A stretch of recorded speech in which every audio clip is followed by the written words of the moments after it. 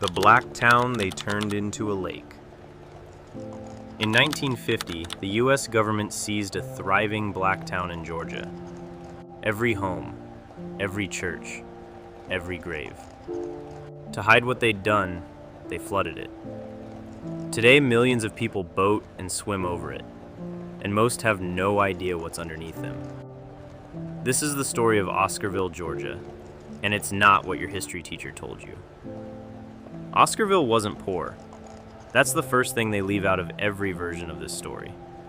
By 1912, this small town in Forsyth County, Georgia, was home to over 1,000 black residents. They owned farmland, they ran businesses, they had a school, multiple churches, and, this is the part that matters, they owned their land outright. Not renting, not sharecropping, owned. Black families in Oscarville held property deeds at a time when most black people in Georgia were legally unable to own anything. One family, the Kellogg's, owned over 200 acres.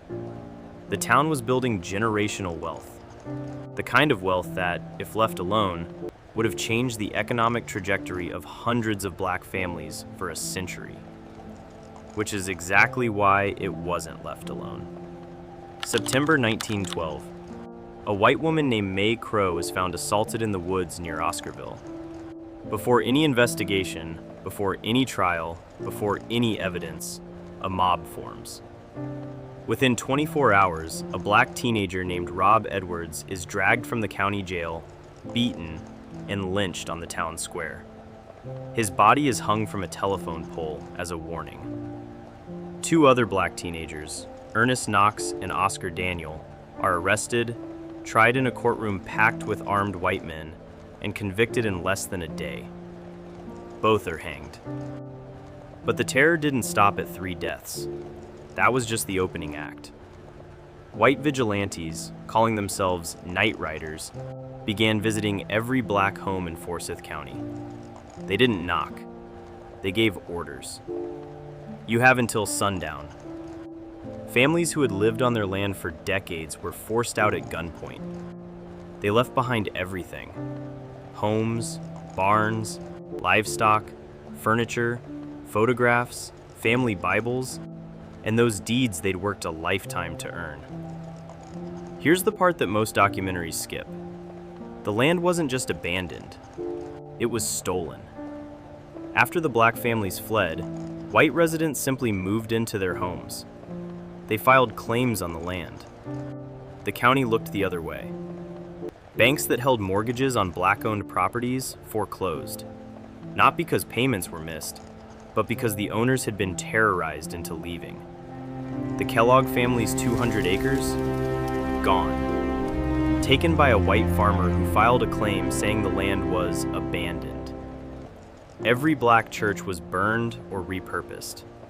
The school was closed. The cemetery was, well, that's the darkest part. In 1956, the U.S. Army Corps of Engineers began construction on Buford Dam.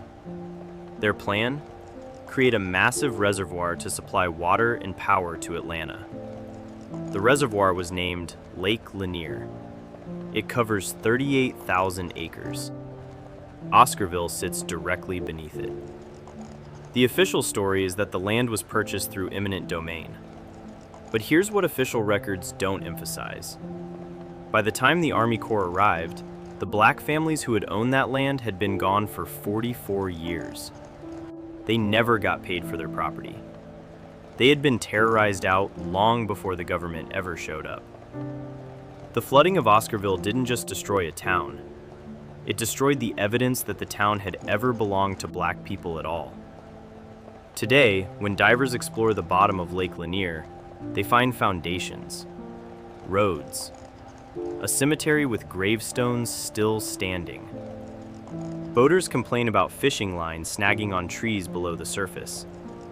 They don't realize those trees lined the streets of Oscarville. Forsyth County today is one of the whitest counties in Georgia, 77% white, despite being 45 minutes from Atlanta. That's not an accident.